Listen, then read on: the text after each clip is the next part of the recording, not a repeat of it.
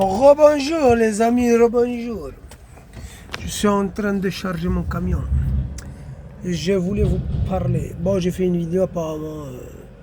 Le son a été supprimé parce que j'ai dit des gros mots. Ils sont catastrophiques sur ce réseau social. Je voulais vous parler un peu vite fait d'un truc. J'ai pensé à un machin. J'avais vu un reportage il y a, je sais plus, il y a quelques années. Moi, j'aime bien faire les parallèles. C'est un peu comme le 11 septembre quand il y a eu les attentats. Sur le coup, je regardais, je dis waouh, ils ont réussi ça. Puis je regardais, je me suis rappelé au bout d'une journée, hein, à force de voir les images, c'était incroyable, lavage de cerveau. Et après, à un moment donné, je me suis dit tiens, j'avais vu un reportage à l'époque sur les destructions. Tu sais, ils appelaient des spécialistes de la destruction. Ils venaient mettre des charges explosives à des endroits précis pour faire basculer le bâtiment s'ils veulent le coucher à droite, s'ils veulent le coucher à gauche, s'ils veulent le coucher en arrière. En fait, ils avaient un ordre précis pour faire péter les trucs, bam, bam, bam, bam, et l'immeuble tombait de la façon qu'ils voulaient. Et cette équipe, elle agissait un peu partout dans le monde. C'était des professionnels. Ils mettaient des charges avec des minuteurs, ils explosaient les minuteurs à des moments précis. Par exemple, il faut que celui-là pète pour pas qu'il aille en arrière. Parce qu'ils avaient fait ça en Italie. Il y avait un vieux bâtiment où c'était une peinture ancienne. Tu vois. Et il ne fallait pas qu'il touche le toit de ce bâtiment historique. Et du coup, ils faisaient en sorte que ça explose pour qu'il tombe tout droit. Et du coup, je me dis, bam, il y a un truc qui ne va pas là. Et j'y ai pas cru après.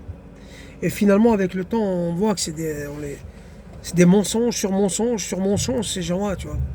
Un gros mensonge, comme ça justifie tout ce qu'ils font derrière. Mais bon, bref. Et là, je repensais à l'affaire Epstein.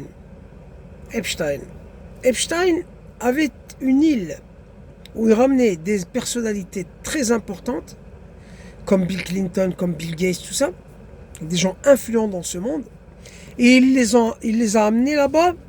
Et il les a filmés en train de faire des trucs pas très catholiques avec des gamins. C'est taré de merde.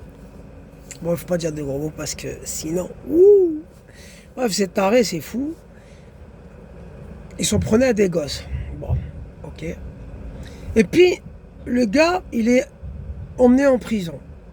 Ok. Et on apprend plus tard que les vidéos qu'il a filmées de ces gens-là dans cette île-là, il a donné tout ça et que c'était un agent du Mossad. Tu vois, ce type-là, c'était un agent du Mossad. Et il a envoyé toutes les vidéos à l'état barbare, les singes abjects.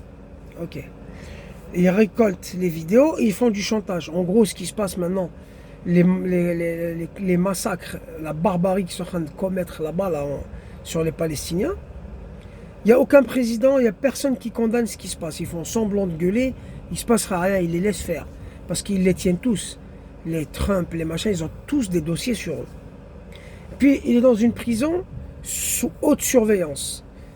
Une cellule anti-suicide. D'accord? Mais le mec, il réussit quand même. Parce que les gardiens s'endorment, les caméras tombent en panne. On est aux États-Unis. Alors, on est aux États-Unis, la technologie, tout est avancé. J'ai jamais vu des caméras tomber en panne, moi. C'est pas possible. Ce jour-là, il tombe en panne. Le jour où lui, il fait la connerie. Et ça passe, tu vois. Plus c'est gros, plus ça passe. Puis il y a un truc qui m'intrigue. Ce type-là, il a récolté tellement d'informations qui ont aidé cet état de barbare, de singe, à faire ce qu'ils commettent là maintenant. D'accord? Et tu vas me dire, ils l'ont éliminé. Ils ne l'ont pas éliminé. Moi, à 85%, je dis il est vivant. Pourquoi? Par rapport à ce que je disais, les reportages, j'avais regardé un reportage il y a, pareil, quelques années. Ça parlait d'un mafieux, je ne sais plus si c'était Pablo Escobar, un homme de main, lui, ou en Italie, je ne sais plus. Il était en cavale pendant 16 ans. Il a réussi à être en cavale parce qu'il a fait de la chirurgie esthétique. C'est un simple mafieux, être humain, normal, banal, quoi. Bon, il avait un peu de pognon, il s'est refait un peu la gueule. Ça lui a permis de se sauver pendant 16 ans. Ce type-là, il a aidé un État qui a des milliards et des milliards, service rendu à la nation.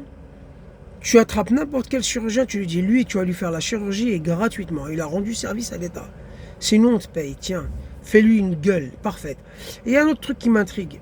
Comment ça se fait que il sort de prison, genre sur la civière, mort, tous les... Comment on appelle ça là, quand il y a quelqu'un qui décède aux États-Unis, il les met dans des sacs et il fait un brrr, le sac jusqu'en haut.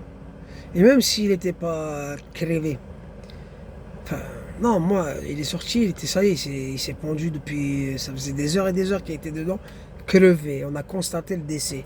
Comment ça se fait qu'on le sort visage comme ça ouvert et il y a un photographe qui prend une belle photo de sa tête bien, paf, il le chope bien pour dire regardez, il est mort. En fait, c'est pour vous travailler le cerveau, pour dire il est mort, comme ça on oublie cette histoire. Moi je te dis, il est en Israël avec plein de pognon et une nouvelle identité et il vit normal. Ça c'est mon point de vue. Likez, mettez des cœurs, partagez. Fuck l'état criminel, les singes abjects.